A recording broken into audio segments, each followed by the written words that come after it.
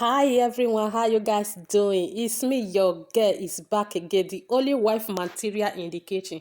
Guys, let's cook amazing delicious soup, guys. So we are going to be preparing okra soup today. So here is the pepper and the onions are blended, and so I added it inside the oil, guys. Let's go there. Please like and share this video, guys. Okay, now see the hot, I can cover and make it cook. After it cook, I can't forget to video where I add the mushroom inside. So now the mushroom be that after I add them, I can cover and make it cook again. I can back on check the food as soon as they see and it don't cook. So I can add the okra inside. So what I do like that, I need that mushroom scent, the vibe of the mushroom make it enter inside. So I can mix them together as soon as they see for this video. I really mix them thoroughly. After I mix and finish it, guys, watch this video to the end. You will see how I mix it. It's miserable, guys. Guys, share this video. I see the hot, guys. Let's mix it together. I want make it mix very well. Make them for marry themselves very well. I see the hot now. Only wife material now they run now. So as soon as they see the okra, it don't mix already. What thing I go do next is to add the meat and the fish inside. You can see there. So I add everything together. So I mix it.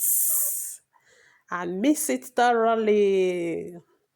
So water enter well, water enter this okra well. So I don't need thick okra. That is why I do it like this as soon as they see. And so if you cook finish, my people, if you taste this soup, you will love it. You will not eat any other food. So after I mix, I can cover and half, make it for cook small. I come back again, come check the food on the boil, as soon as they see am again, and so I come turn am again.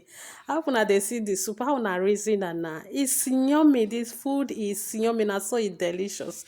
So I come turn am, after I turn am finish, I come say, okay now, it's time to add the fish. I come put the fish inside, make everything for marry theirself well, make them for sweat, them made it together, as una dey see am for this video. After I add the fish, I come turn am again as soon as they see am. So I turn am very well. It's turning rainbow. It's turning rainbow. Seafood na who dey run na wife material na im dey run na. The only wife material in the city, the only wife material in the kitchen. So I can add a little bit of salt. I can cover am half again, make it cook. Ta-da! See soup now. Soup is ready. So the final process, guys. Here is the soup. How now raising this soup now? This one a family soup. See as e many. Na family soup be this one. This soup one I dey see. So e no go even reach 1 week. Now e don finish. Guys, share this video. Love you all.